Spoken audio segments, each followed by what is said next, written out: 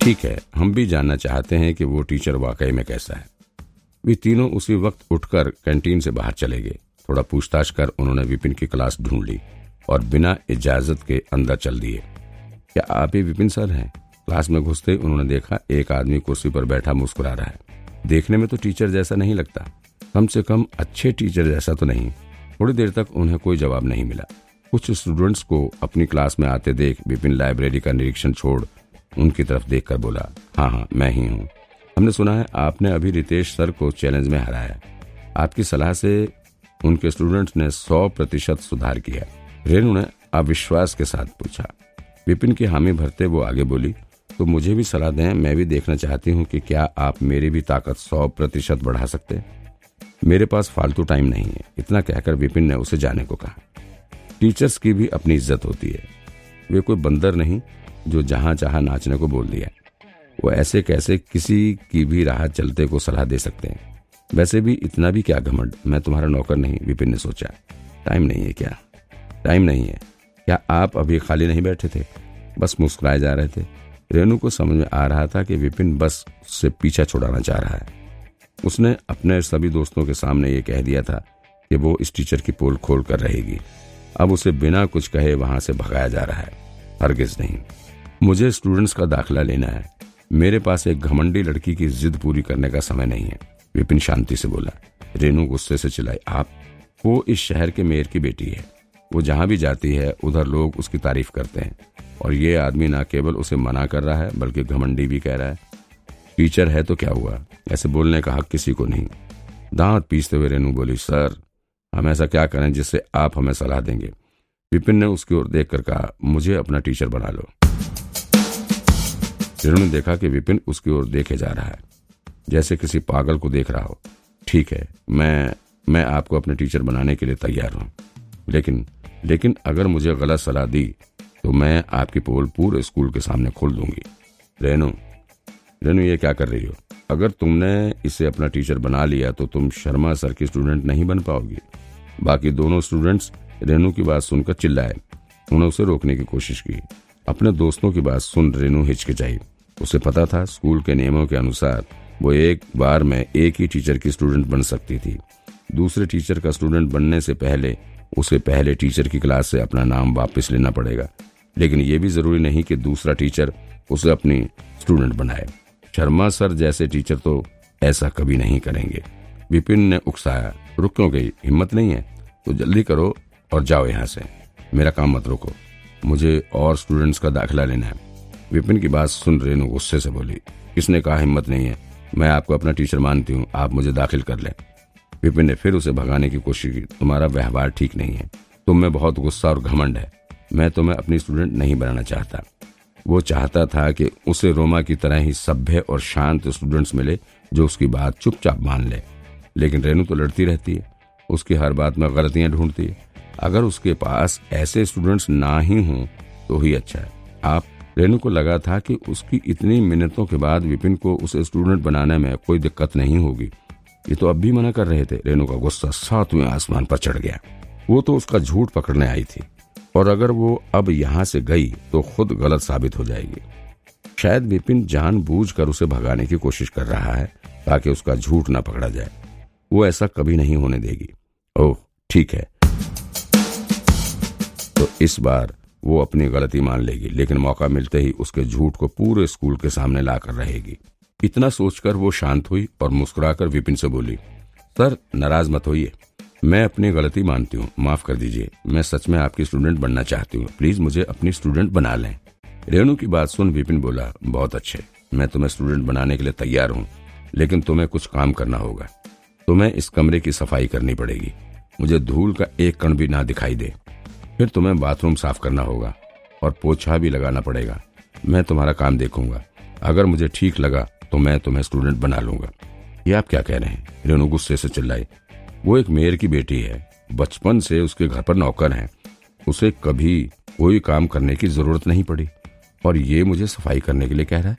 मैं बाथरूम साफ करूं, पोछा लगाऊं? इसका दिमाग खराब तो नहीं हो गया? विपिन ने फिर कहा, अगर तुम इतना छोटा सा काम नहीं कर सकती तो तुम जा सकती हो। मुझे कोई आलसी और कामचोर स्टूडेंट नहीं चाहिए। तुम्हें क्या लगा मेरे साथ खेल खेलोगी? मुझे बेवकूफ बनाने के लिए तुम अभी बहुत छोटी हो। किसने कहा मैं कामचोर हूँ? मैं अभी सफाई कर देता हूँ, रेनू चीखी। वो झाड़ू से कमरे में सफाई करने लगे। रेनू छोड़ो न, चलते हैं। मुझे तो लग रहा है ये बस तुम्हारे लिए चीजें मुश्किल कर रहा है और सच में इसे कुछ नहीं आता। मेयर की बेटी को सफाई करते देख उसके दोस्त बोले। ये सब देखकर वे हैरान भी थे और इसलिए वे उसे रोकने लगे। रेनू तेवर दिखाते हुए बोली, तुम दोनों बाहर मेरा इंतजार करो, मैं अभी इसकी सारी पोल खोल दूंगी। मैं आज तक किसी से नहीं हारी। उन दोनों को रेनू के गुस्से के बारे में पता था। अगर वो कुछ जिद पकड़ लेती है तो किसी की नहीं सुनती थी। थोड़ी देर सोचने पर उन्हें एक उपाय सूझा। रेनू का नौकर भी तो साथ आया था, उसे इस बारे में बता देते हैं। जब उसे पता चलेगा कि एक 0 नंबर वाला टीचर रेनू से ऐसे काम करा रहा है तो वो जरूर इसे रोकेगा। चलो उसे ढूंढते हैं। उसके दोस्त वहां से चले गए। रेनू का जिद्दीपन किसी भी दूसरे अमीर घर की लड़की जैसा ही था। कभी कोई काम ना करने के बाद भी उसने ठान लिया था कि वो काम करेगी। जल्दी से उसने कमरे की सफाई की और फिर बाथरूम भी चमका दिया। विपिन ने ये सब देखकर तारीफ की, बहुत अच्छे। अब तो आप खुश हैं ना? अब तो मुझे स्टूडेंट बना लें, रेनू ने गुस्सा काबू करते हुए कहा। उसका तो मन कर रहा था कि इस आदमी को पंच मारे। उसने खुद को बड़ी ही मुश्किल से रोका। रेनू की गुस्से भरी नजरों को नजरअंदाज करते हुए विपिन ने कहा, अपना पहचान पत्र लाओ। उसका पहचान पत्र लेकर विपिन ने उसकी तरफ एक टोकन उछाला, फिर एक गहरी सांस लेकर टोकन पर खून की एक बूंद डाल दी। रेनू की इच्छा पूरी होने ही वाली थी। अब उसे बस इस आदमी के असली चेहरे को सबके सामने लाना था। उसने बड़ी मुश्किल से अपनी खुशी छुपाई और शांत दिखते हुए बोली, मैं अब आपकी स्टूडेंट हूँ, क्या मुझे कुछ सलाह देंगे? अपने पोज दिखाओ ताकि मुझे पता चले तुम्हें कितना आता है। विपिन बोला, जी सर। बिना एक शब्द और कहे रेनू ने सिर झुकाया और फिर थोड़ी पीछे जाकर अपने कराटे पोज बनाने लगी। हो अय्या। हवा चलने लगी। उसके पोज में स्थिरता थी और ताकत साफ झलक रही थी।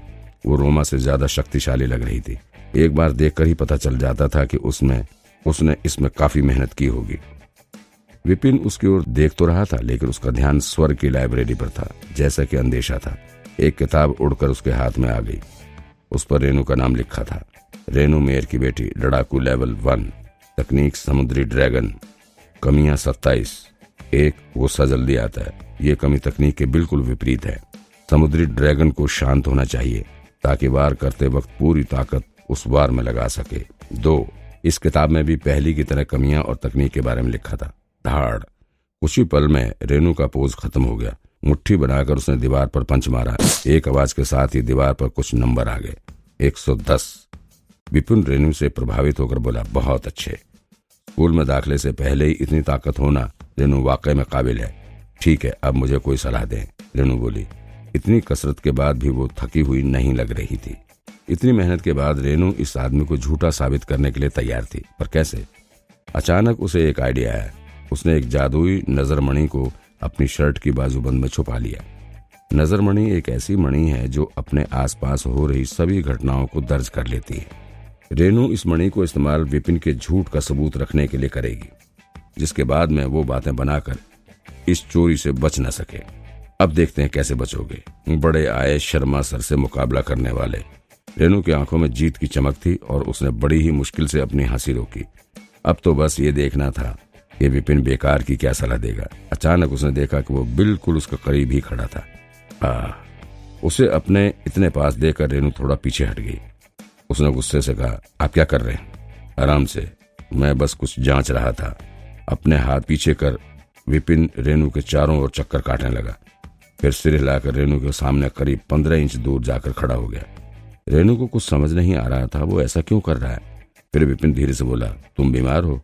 उसकी बात सुनकर रेनू लगभग बेहोश ही हो गई, लेकिन धीरे से रखकर बोली, तुम बीमार होंगे? तुम्हारा पूरा खानदान बीमार होगा। ये आदमी पागल तो नहीं है? ये आदमी तो उसे भी पागल कर देगा। मैंने अभी इसे पोज करके दिखाए, शक्तिशाली पोज, और सलाह देने के बजाय ये मुझे बीमार कह रहा है। तुम मुझे भला बुरा क्यों बोल रही हो? विपिन हैरानी से बोला। फिर उसे समझ आया कि उसकी बात को रेनू दूसरे नजरिए से देख रही है। फिर वो हंसते हुए बोला, मैं तो बस इतना कह रहा हूँ कि तुम्हारा शरीर बीमार है, मैं तुम्हारा मजाक नहीं उड़ा रहा हूँ। रेनू ने कड़क आवाज में कहा, मैं बीमार नहीं हूँ, मुझे तो लग रहा है तुम बीमार हो, तुम्हारा दिमाग खराब हो गया। उसमें एक शेर की जैसी ताकत है। उसका एक पंच 100 किलो से ज्यादा है। तो पूरा विश्वास है कि वो बीमार नहीं है। मेरी बात पहले पूरी सुनो। क्या कभी कभी तुम्हारी छाती में पसलियों के पीछे दर्द नहीं होता? खासकर पूर्णिमा की रात को, जब हल्की हवा चल रही हो, तुम्हारे शरीर पर लाल रंग की एक झलक आ जाती है। फिर विपिन थोड़ा हिचकिचाया, जैसे आगे बोलने में उसे तकलीफ हो रही हो, लेकिन फिर से बोला, तब तुम कितनी भी कसरत कर लो लेकिन फिर भी बेचैनी रहती है। आपको कैसे पता? रेणु ने उसकी सलाह को गलत कहने का मन बना ही लिया था, लेकिन विपिन की बात सुन वो कुछ ना कह सकी।